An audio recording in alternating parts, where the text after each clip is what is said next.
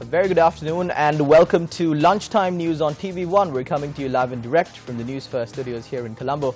Let's first start off with a look at the stories that made it to your headlines this afternoon.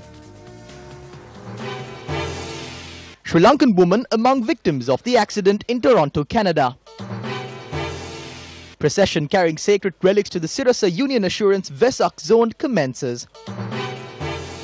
UNP MPs express views on the resignation of ministers who supported the motion of no confidence.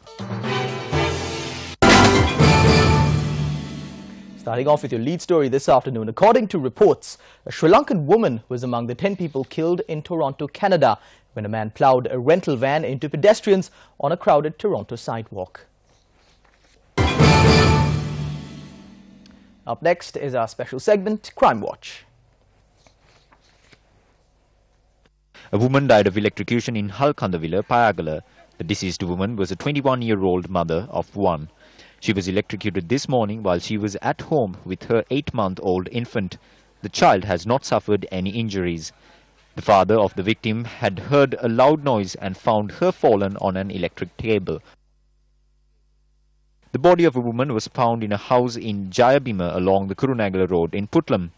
The body was found after area residents had informed police of an odor coming from the house. The deceased was a 69-year-old woman named Theresa Rani. According to the police, the woman had died a few days ago. The body is due to be taken to the Putlam-based hospital. A bowser carrying a stock of chemicals had veered off the road and fallen into a drain along Emmanuel Road in Rawatawa, Moratua. The Moratua Fire Brigade said steps are underway to remove the truck from the location. 2 fire trucks were deployed for the operations. The fire brigade added that the chemical named methanol that was in the bowser has been contained. The bowser was travelling to a factory that manufactures paint thinner and plywood. A traffic congestion was reported in the area following the incident.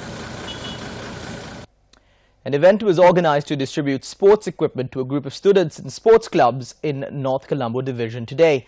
The event was organized under the patronage of UNP MP Ravi Karunanayake. MP Karunanayake expressed the following views to questions raised by journalists.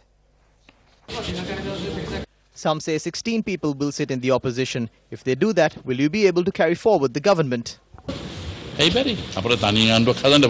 Why not? We can create a government of our own. All they have done is to pull the government by its leg. There is no problem of them going to the other side. We will protect those who worked. We have made plans to support them.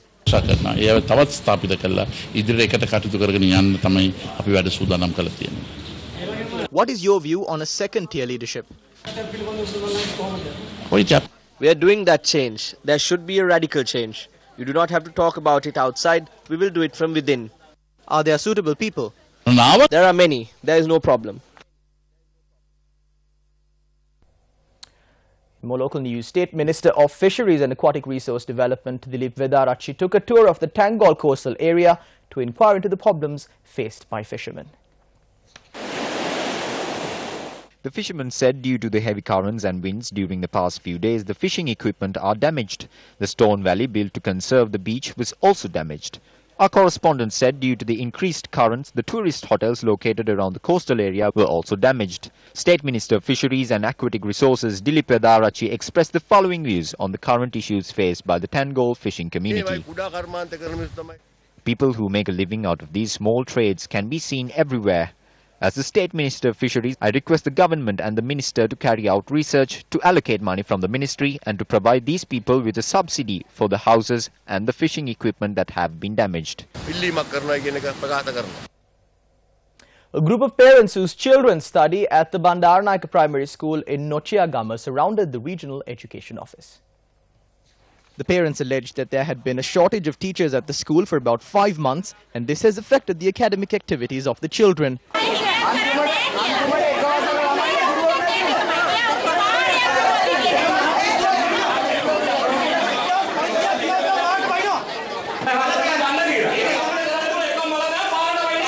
The parents were at the location for about 2 hours. They dispersed after the zonal education director promised to assign 3 teachers to the school by Monday. The parents said that if this issue is not solved by next week, they will stage another demonstration.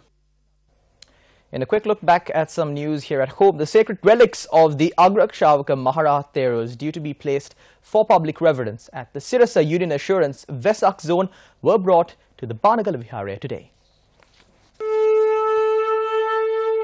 The sacred relics of Sarayut and Mughal Maharaja Theras, which were placed at the Mardana Mahabodhi Agra Shravaka Mahavihare, were brought to the Banagala Vihare this morning following religious observances. The area residents will be able to pay their reverence to the relics during the coming 2 days.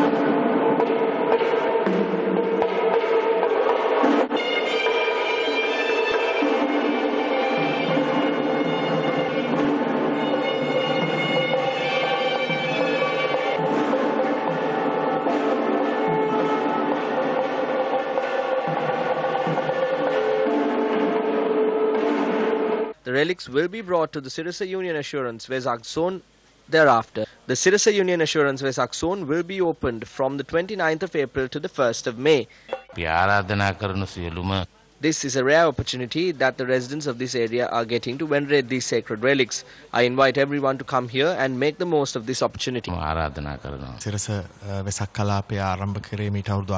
Sirasa Vesak Kalape started 8 years ago. It was Banagala Upadisa Thera who encouraged us and led us back then.